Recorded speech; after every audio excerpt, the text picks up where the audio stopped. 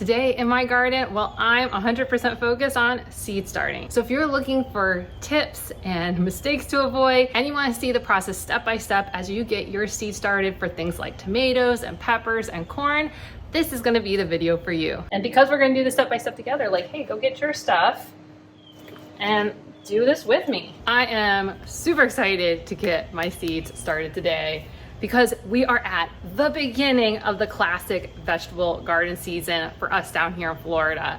It's a wild thing for me and probably for you to wrap our heads around, but the fact that it's midsummer and we're supposed to be starting our vegetable garden is a little bit wild.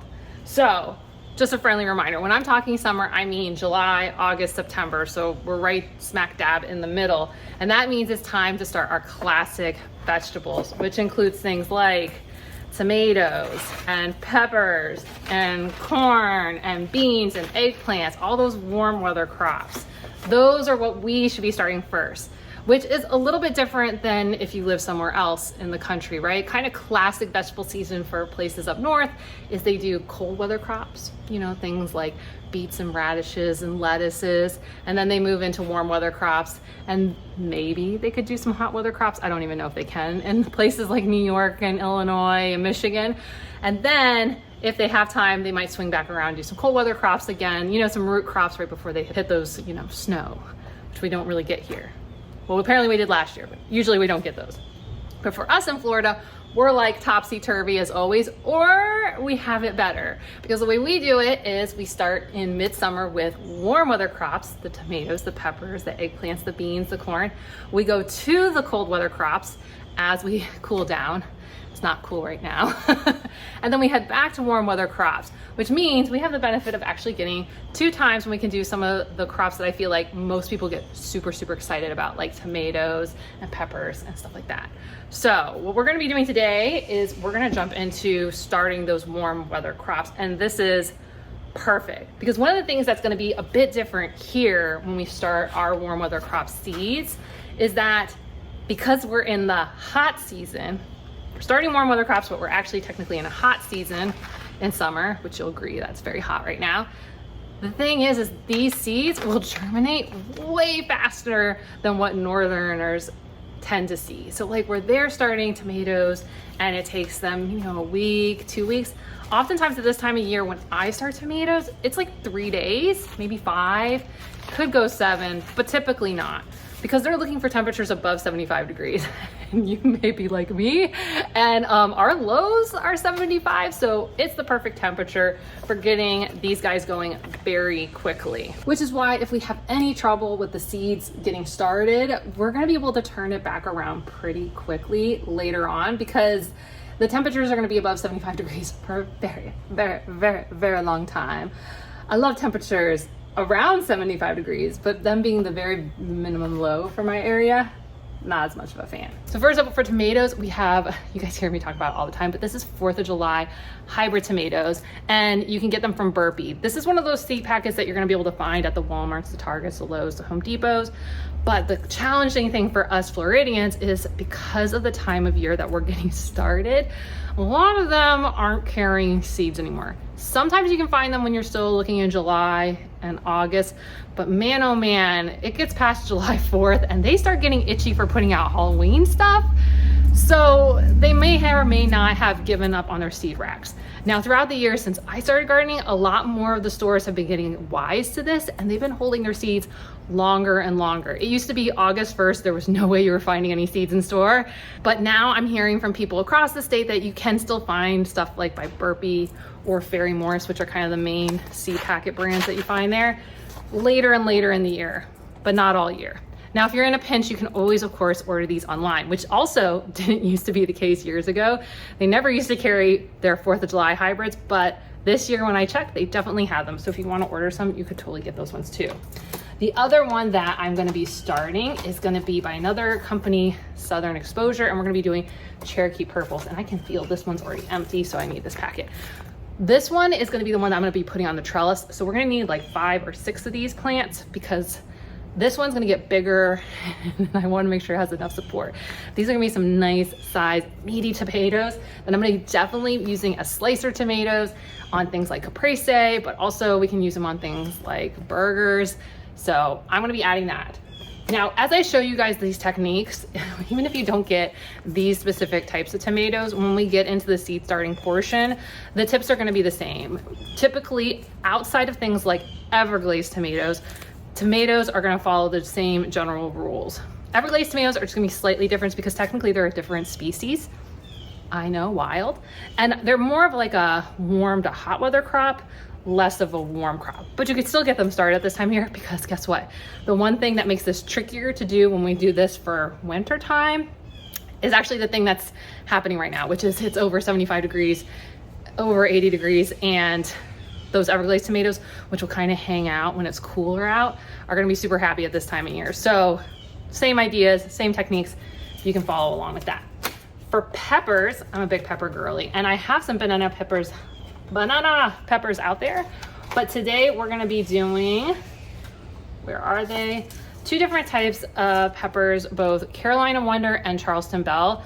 Both of these you used to be able to get from Southern Exposure. You can still get Charleston Belles from there, but I'm hearing Carolina Wonder. Actually, I saw online they don't have these, but other people are carrying it, so you can go ahead and grab these online from local growers, and they're highly recommended by fellow Floridians.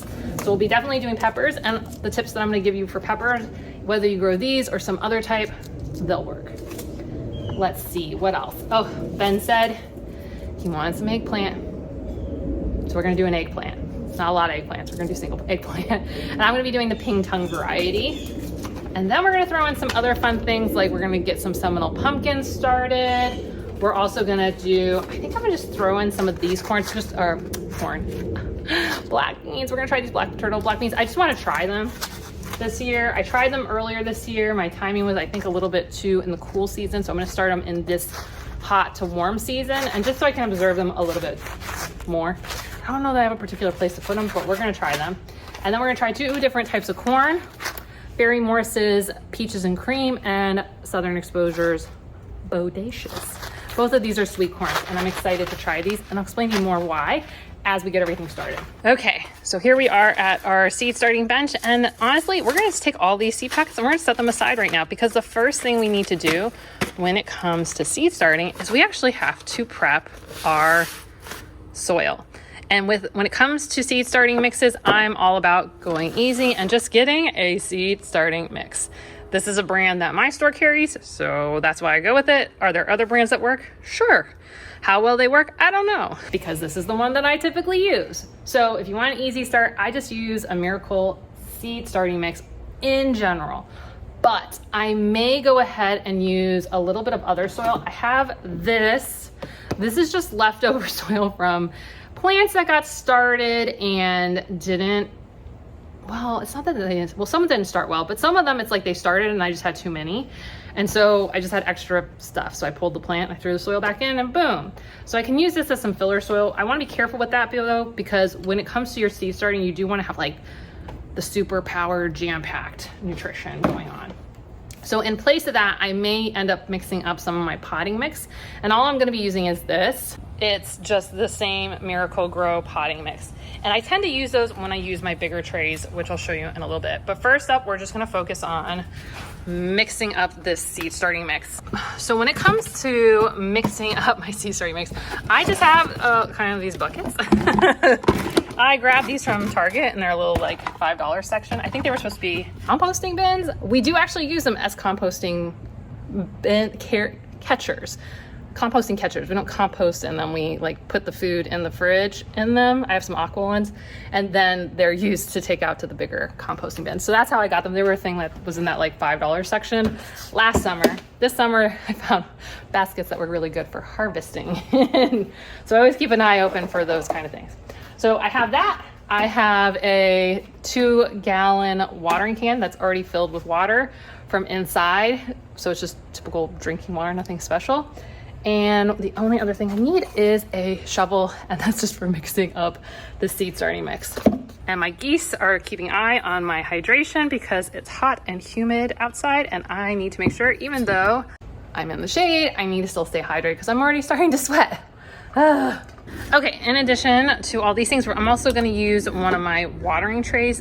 Later on, what will happen is these little trays, after they're filled, will sit in these. But for right now, we're going to just use it to help us stay a little tidier. So if stuff overflows, I can just have it on the tray and dump it back in. So we're just going to move that there. So there's a couple ways of doing this.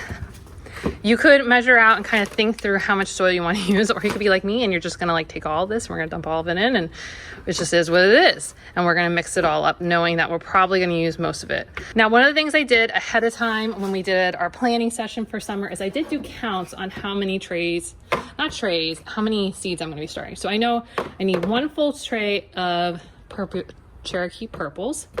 I know I need 1 full tray of Charleston bells, 1 full tray of Carolina Wonders. I also know that I need, let's see, we're going to use the blacks and the reds to help differentiate what's in what. So this will be my purple Cherokees, and this one will be my 4th of July hybrids. This will be my Charleston Belle. This will be my Carolina Wonder. And then I will have 4 trays for my 1 set of corn and 4 trays for my other set of corn. So that way I can mix them up and not have to necessarily go run inside and get popsicle sticks. So I would say that is a really good way to keep track of stuff. The way I've typically labeled stuff in the past is I either have used popsicle sticks with permanent marker, or I've used masking tape or like painter's tape with permanent marker. I know there's some other ways to do it. Please remind me of all the good ways that have worked for you, but those have typically been the way I have done it, which leads me to one of the mistakes I have historically made and you might make, which is not having a way to tell what is what. There are literally peppers up front. I'm not sure if they're Charleston Bells or Carolina Wonders or both. Okay, so next up, what we're gonna do, now that we've kind of counted out how many trays we have, we're gonna focus in on filling this up with our seed starting mix and adding water. And this is one of the key steps for starting really good seeds, no matter what you're starting. So one of the key differences with seed starting mix versus other mixes is that it doesn't have big chunky pieces of wood. So your potting mixes, your garden soil, those will all have like some chunky pieces of wood, which isn't a bad thing. It's actually a good thing. It's just not a good thing when you're starting seeds. I've dumped in, I don't know if you guys can see, it's about 3/4 full. Now you guys can see it centered. Okay, so one of the key differences is that this doesn't have big chunks of wood in it, which is a good thing in other types of soil, like potting mixes and garden soil, because wood is really good at holding on to water and then slowly and naturally releasing it. And then over time it breaks down and then becomes soil that your plants can eat. The bad thing is if with baby teeny tiny plants is that those pieces of wood can crush the plant, or as the seed tries to push against it, it just goes. So our seed starting mix, no matter what type, what brand you have, you don't want anything that's big and chunky and heavy. That's going to stop those little teeny itty bitty seedling plants from coming up. Okay, so next step, here we go. Let's add some water. I usually just do like a 1, 2, 3. Biggest thing is we don't want to let it get to mud. We can always add water. It's not quite as easy. And if you guys look, I don't know if you guys can tell, but the water is just basically sitting on top of the soil. And that is because your soil has been dried out purposely so that it doesn't grow mold. But what also means is that it's what's called hydrophobic, and it doesn't like to absorb the water for a minute. Think of your sponge at your kitchen counter. If it sat out like all weekend, like you went away and you weren't in your house and it dried out, right? And as soon as the water hits it, it just splashes off. Same idea. That's exactly what's going on here. And so we have to kind of just add a little bit water, mush it around. 1, 2, 3. And then we just are going to keep adding. It will eventually absorb it. But this is one of the reasons we tip for you guys, a mistake that I've made in the past, is do not fill up these seed trays with dry soil, add your seed, and then add water, because everything kind of bounces around a lot and the water will tend to run right through. And it can, with your smaller seeds like tomato seeds, can actually drag them way too deep into the soil. And then all of a sudden you have soil that your seedlings too deep. So what we're starting to see is our soil starting to stick together. So you can see it's like not quite as dry. It's like a little bit more crumbly. It kind of looks like a brownie that dried out and kind of broke apart. So this is like close to what we want. I'll move you closer so you can really see. So you can see it's just a tiny bit dry, but not really. If I kind of do this, it'll stick together. You can see water kind of squished out if I squeeze it really hard. So it's like right where I would want it. I think I just want a teeny, you can see it's sticking to my hand because of the moisture in it. I think I want to just add like just a tiny bit more water, not a lot. So I'm gonna just do like a little 1, 2. Just a tiny bit. Because one of the things that happens with our little baby seedlings when they go into this mucky mess that I'm creating right now, my brownie mix, if that helps you visualize for those who bake, that the moisture and the heat of our environment are what's going to cause that shell, that seed's shell, to start breaking down, softening up so that the sprout can open up inside. So we want the soil, what we don't want is the soil to pull moisture from the seed. We always want the soil to be adding moisture to the seed in these early stages. And I think we're in a really good spot to start filling trays. Always need, no matter what it is, even if it doesn't have the slits, is you need some sort of hole in the bottom. Like it could be a big hole like this, or it can be a smaller hole. But you do need water to be able to pass through so that your soil does not become mud when you go and water later. You don't want it to like just become stagnant and then also start growing mold. These are bad things. So we want some sort of hole in the bottom at a minimum. Better is to have some sort of slit. The next thing I like to tend to do is just to count out how many trays I want to fill. We know we want 1, 2, 3, 4. How many can I go across? Okay, so this will all be one type of corn. These were for other things. Oh, is like one of these just all corn? Okay, and then this is everything else. This is 6. Okay, so we'll do 2 trays. I'm gonna move this out of the way for right now, the corn one. We'll grab another of these trays to get the other stuff started first. So we're gonna do a tomato, a pepper, and then this is like, what do we say? Black beans, squash, other stuff. So those will be the first ones we'll set up. So you can use a shovel to fill this. I almost always end up using my hands eventually because I find that it just tends to get really slow doing it this way. And I'm a lady who's impatient. We're not gonna call it anything else. It's just the reality. I get impatient. Now, let me give you some more tips on filling these things. I remember when Ben helped me last year fill some of the trays, he was very not, like he didn't press down any of the soil. Like you don't, like, we're not trying to make a diamond, like by creating so much pressure, but you do want to push it down a little bit because then all of a sudden like it goes from being full to half full. And I remember any pepper trays he started last year, there was like significant drop on them. But that just always it's nice to do stuff with him. 1, because I like hanging out with him, but 2, it helps to remind me of things that you guys might do because he helps out in the garden, but more like he's a helper. And so he doesn't do this all the time. So he does whatever his brain tells him to do. And so it's good for me to see like, oh, maybe I should mention that. Plus I work with a garden club at my kids' school, and I also saw what they did.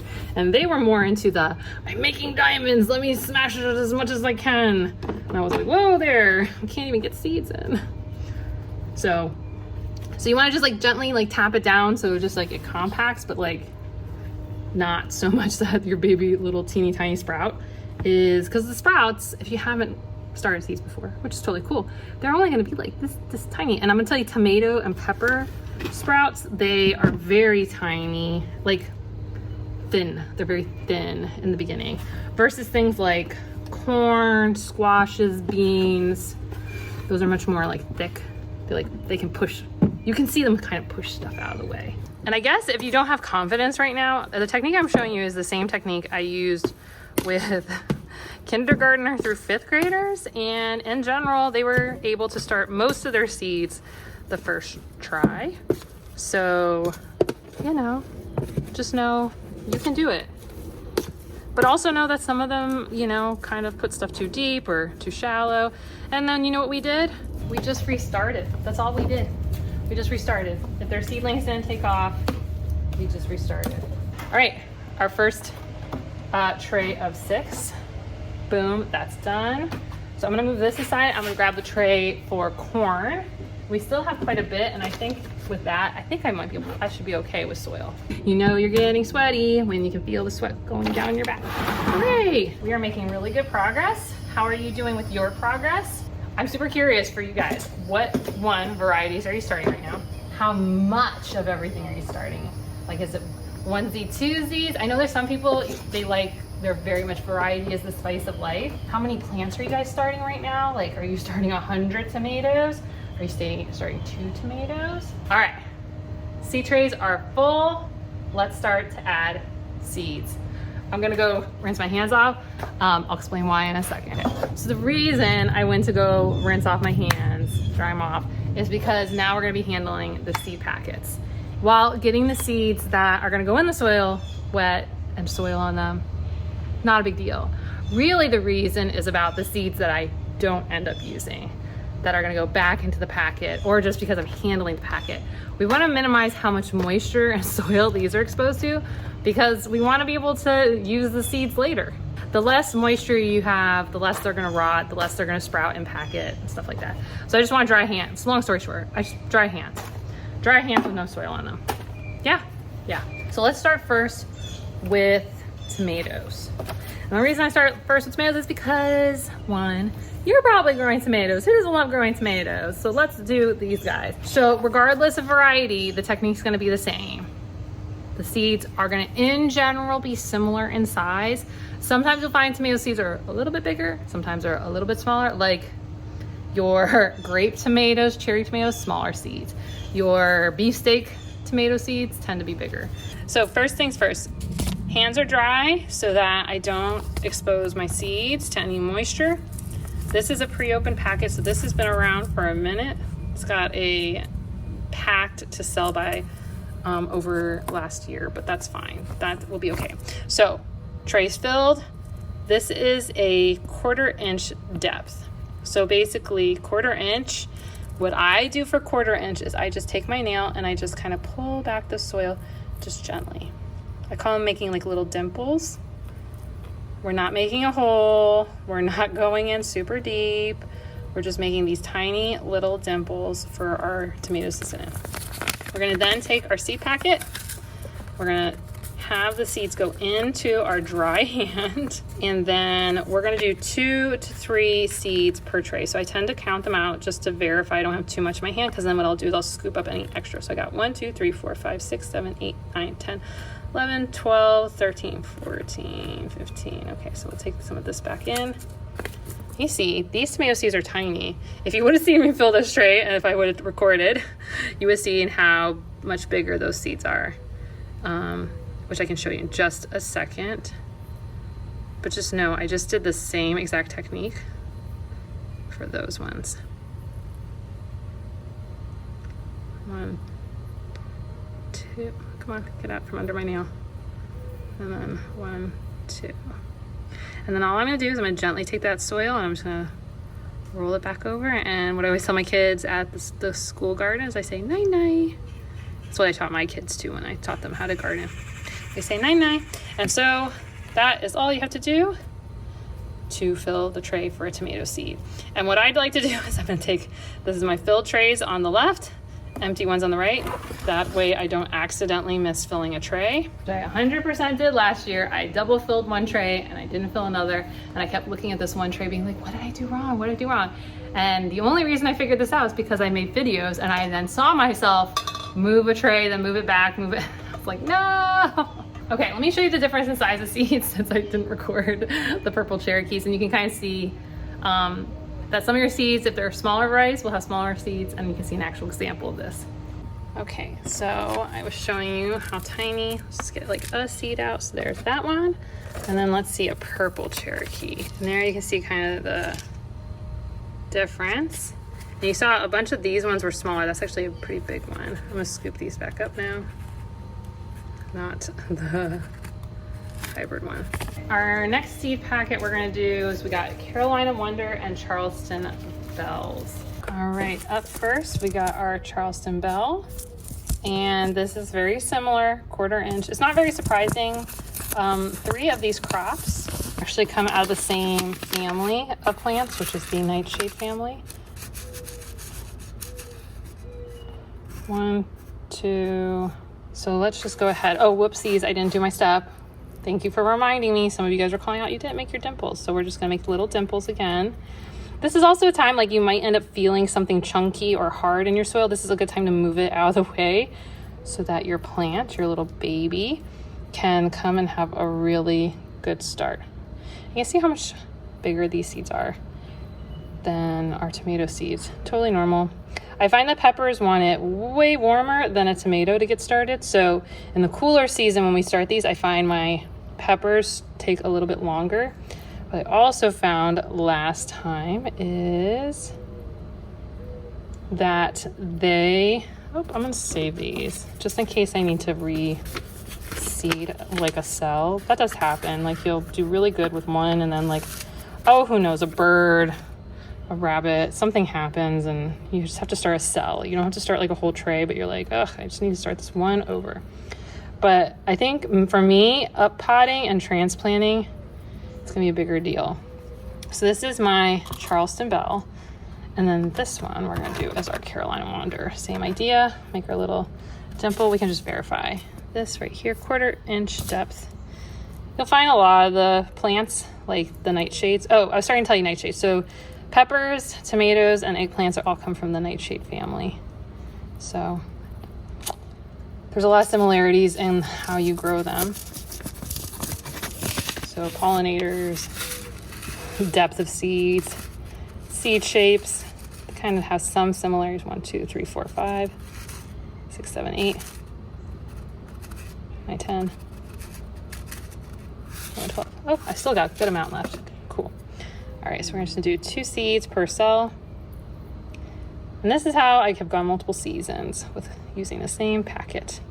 Good practices. All of these seeds that I'm starting are gonna start within 3 to 7 days at this temperature. So they tend to wanna be above 75 degrees. Ah, get back here, you little seedling. So they will tend to start pretty fast at this time of year. Last year when I started them, before my hurricanes killed them all, this is Carolina Wonder. We're gonna put that right there. And then next up, we're gonna do Seminole pumpkins. My seeds last year, I think for my tomatoes, they started within 3 days. I think 3 to 4. I think almost all of them sprouted in 5. So that's not uncommon, 3 to 5 days. Things like your beans, your squashes, similar, 3 to 5 days. Some of them can be 24 to 48 hours. Like your beans and your squashes, they can be that fast if you have the temperature. It's all dependent on temperature. Like when we restart these things in winter time, I know, it's crazy. We're gonna start them again like January, February. Maybe you wanna start them in December, depends where you live. But when you don't have the temperature, they'll kind of just sit there. But when you have the seeds, just like, they're like, we're here. Okay, so tomato seeds, teeny tiny. Pepper seeds, bigger. Pumpkin seeds, so these are Seminole. This I think was sold as Seminole squash. Tomato, right? Tomato. So these are gonna be a lot deeper. So they say 1/2 inch to 1 inch for sowing depth. Same idea, but now that we wanna do 1 inch, you wanna be more like knuckle, right? So you're gonna go like knuckle, knuckle, knuckle. And again, this is why we wanna like do this ahead of time, because have done it, missed a cell, put them in. So we're gonna put 2. I know there's something about like one side up, one side down. I don't remember what it is. They will still get there. I know some people will be like pointy side up, big side down. I don't remember if that makes a difference. I don't think I've ever cared or done it one way or the other. So just fun fact for you. Oh, that's it. So let's do ping tong. We'll do 2. I'm gonna put them in the same tray as I put in the beans. All right, same idea. So this one, we just only need 4 seeds because we're gonna do 2 and 2. Let's see how big eggplant seeds are. Oh, they're pretty small. I'm just setting everybody up back there. So 2 and 2. I'm gonna leave that like that for a second so that I don't accidentally backfill with black beans, because it would be like me. And then I need 8. 1, 2, 3, 4, 5, 6, 7, 8.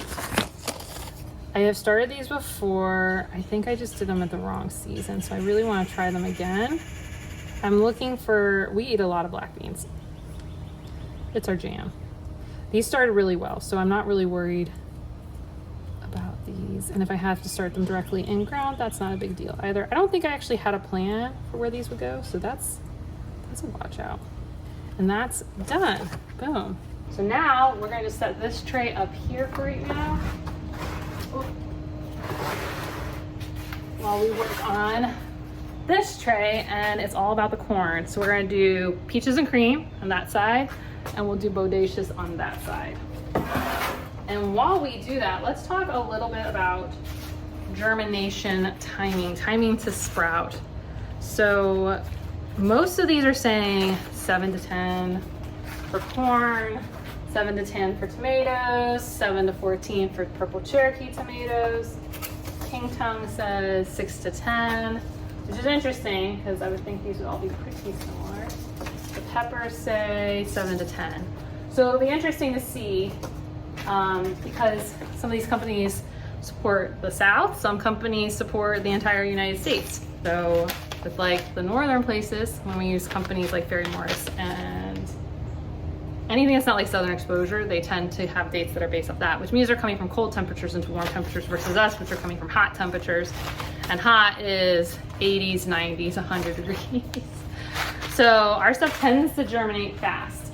It'll be interesting to see how fast all this germinates. So let's see, how deep do we want to go? 1 inch. So similar, we're just gonna do knuckles across the board. So what I'm going to do, we'll set these guys up here. I'm actually gonna take all my other seeds and we're gonna put them back in their my little handy dandy fancy little seed carrier tray. Look, use what you got. Use what you got, as long as it works. It doesn't have to be cute, it just has to be functional. So what we're gonna do is we're just gonna do like a speed run of putting holes and corn kernels in. Right, so we're gonna do 1, 2, 3, 4, 5, 6, 7, 8. So we're supposed to be doing 24 of each type for the beds. These are gonna go in my eastern beds. We're gonna try these out. I do feel like this is probably, we should have started in the big trays, but honestly we could also have direct sown. But if I was gonna direct sow, I would have said this is a bit on the early side for me to direct sow.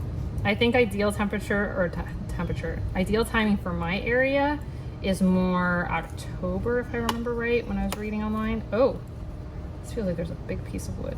So it's always interesting to see what these say. It says March to August, but I know when they harvest sweet corn for Florida, it is way earlier. And these are supposed to only take 83 days to harvest. Can you imagine? 83 days. And I got a bunch of packets of this. So if I have not enough, that's okay. I brought 3 packets of that. Once that tray's done, bam, that goes fast, huh? All right, so let's try our bodacious. How old is this seed packet? Because this one I bought, it looks like 2023 is its sell by date. My husband likes fresh corn, probably not quite as much as I do, because I'm a Midwestern girl deep down. He's a Pacific Northwest guy. So like him and his parents, well, at least especially his mom, it's like give them a good piece of fish, like a salmon. That's like their deep, like, yeah, that's a good one. I mean, it's like fresh corn. I love it. What is your vegetable or food that just takes you back? And that you grow it, not because necessarily it's the most practical thing, but because your family is all about that. You're all about that. It brings up all the good memories. Even if it's something, or what's something that you wish you could grow here in Florida? Maybe you're not sure if it's practical or not. I'd be super curious. Did I put 2 kernels in that one? I can't tell. All right, let's go back in and let's say goodnight to all our little corns. Isn't like my parents my whole life, knee high by the 4th of July. I was raised with that phrase. And then when we visit like my Aunt Vicky up north, my dad, like we pass by the cornfields. Yep. So I'm super curious. So what is your veggie fruit of choice that like, if you could grow it, that would just like make your inner child just so happy? Fresh corn, this is me. This is the thing I'm gonna try to do. Boom, we're done. Now our seeds are in their trays. Your question is now what? What do I do to make sure these actually grow? So first up, let's give you a number to put in your head. From today, when you start your seeds, right? If it gets to day 10 and we do not see any sprouting happening, because we're doing warm weather crops and it's hot out, we're gonna plan to reseed and restart, okay? Because if we've gone beyond 10 days at this time of year with most of these crops, if it's like a tomato, maybe go to 2 weeks. But if we're past 2 weeks, something's not right. Moisture's not right. If you're inside, it might be too cool. For some reason you're growing inside. Sun shouldn't be a thing, really. Evaporation could be a thing. So if we're getting to day 10, we need to figure out that there was something we didn't quite do right, or sometimes it's not you. Maybe those seeds are that old or they're exposed to moisture and they're not good seeds.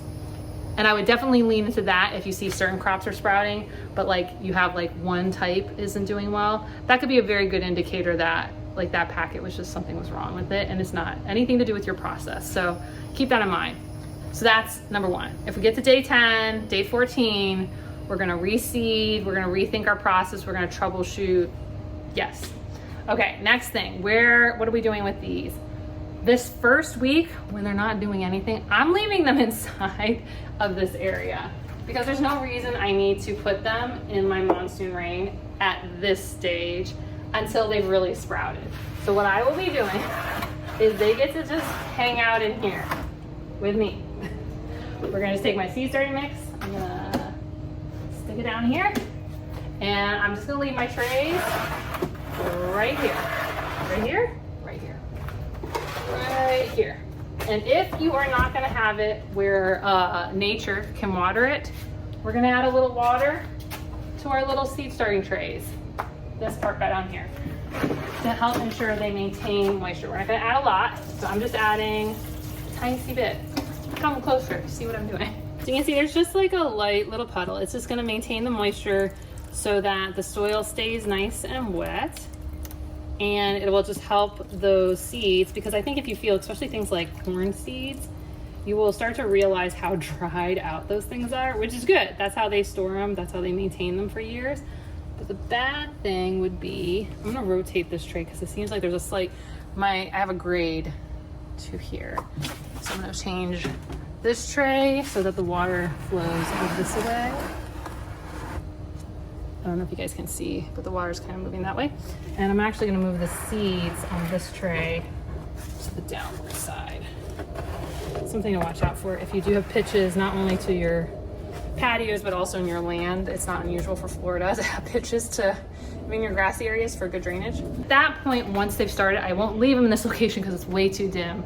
And I'm gonna start getting what are called leggy plants. We wanna put them out in a much more sunny location. So in about a week, once these have sprouted, I'm gonna move them outside into one of my like semi-covered spaces, and I'll show you where. I'm gonna probably put mine, sometimes what I do is I'll put them in places like right here. The other place I like to kind of tuck them away is in this corner right here, because what will happen is the sun comes up, then they get a lot of sun in the middle of the day, and then as shade starts to come, then things start to move around a little bit. I'll have to look at kind of the sun in my area. I might also kind of use this space over here as one of my locations, but in general, it'll come out here and I'll take advantage of some shade to get these guys going. And you see, this has kind of been my spot.